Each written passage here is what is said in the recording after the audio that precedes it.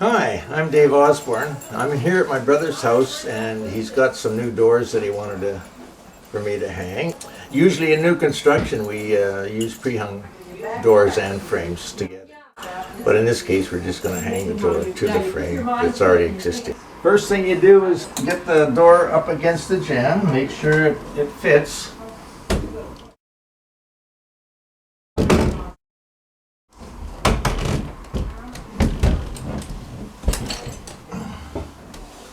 You want to really be accurate with these things and have the hinges on the jamb and mark the hinge to the door.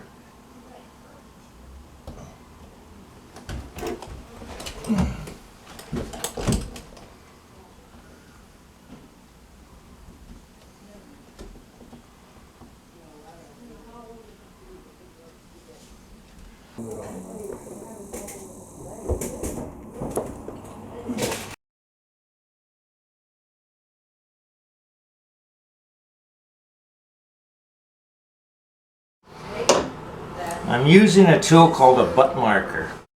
Stanley puts them out. Here's a picture of it. Now this just marks the hinge, it won't cut it. So you just stamp it like that. You can see the mark that left the hinge. You always go to the inside of the door, inside of the room that the door swings on, and put your butt marker against it. Now this is old school. Usually we use a router for this.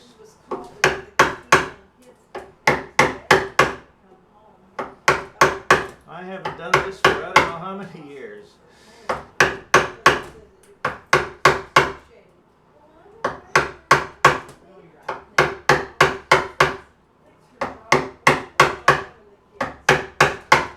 This sets the depth of the dado first of all.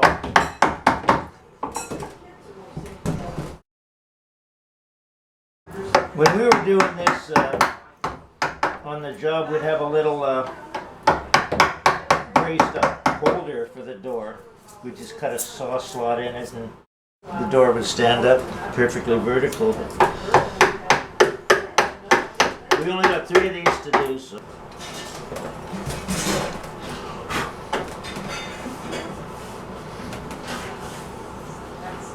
Okay, it's better off to take a little bit at a time rather than too much.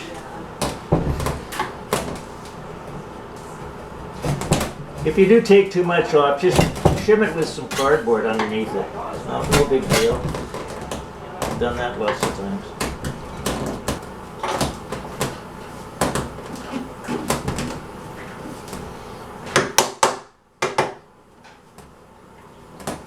Okay. And I got another little tool that you'll love. This is called a center punch. It's spring loaded.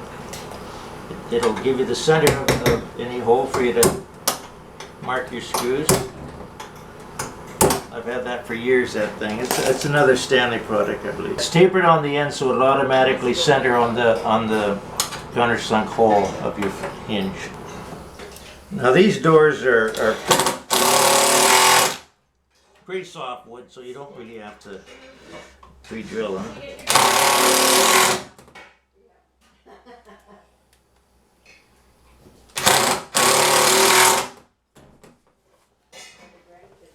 Okay, we'll do the other one. Okay, let's see how good we are.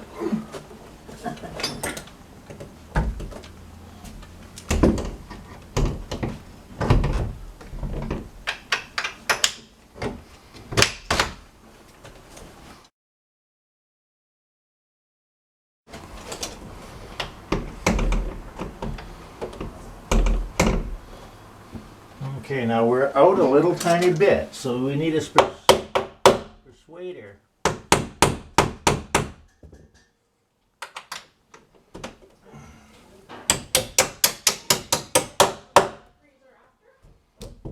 There you go. Now you can see that this one is a little tight on the hinge here. I usually get a crescent wrench and bend these two out. You can see that it's tighter here than here. So what I'm going to do is pull this pin out again.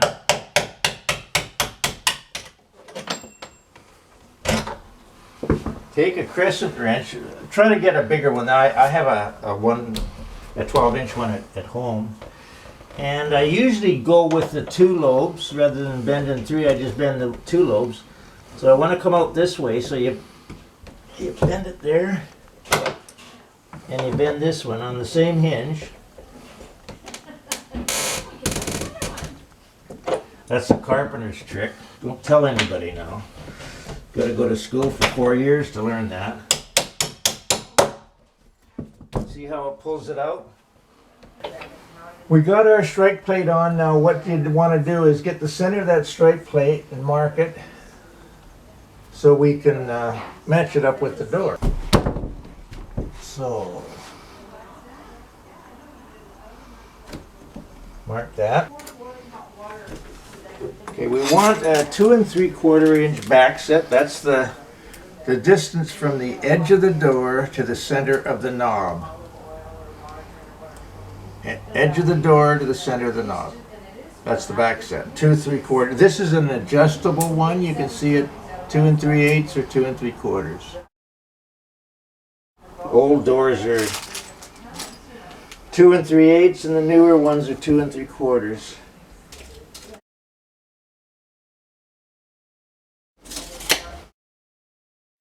So I'm just measuring the back set off and squaring it over from our mark on the edge of the door. We use a 2 1/8 inch close saw. I'll countersunk the door just to make sure it's accurate.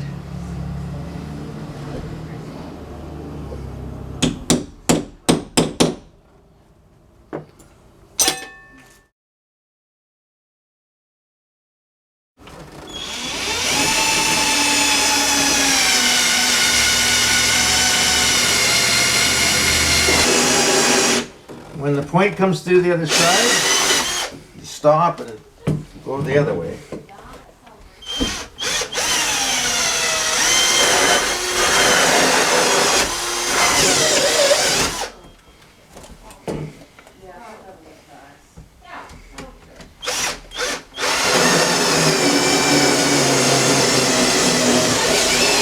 There you go.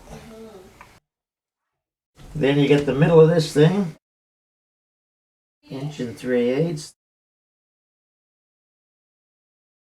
11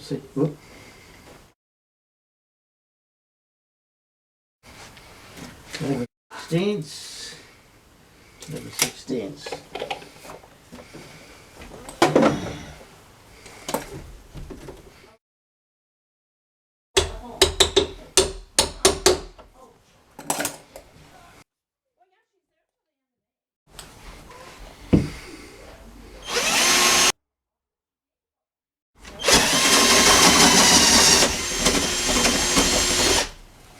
There you go.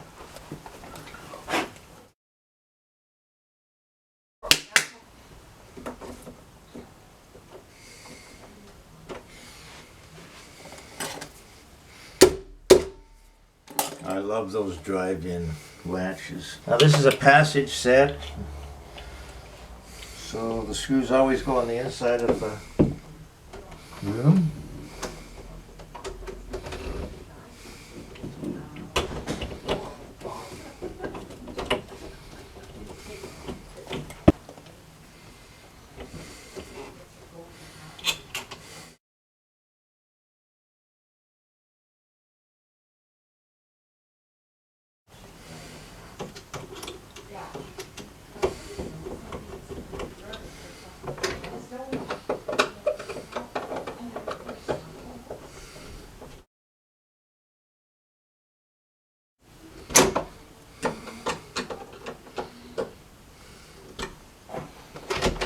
All right.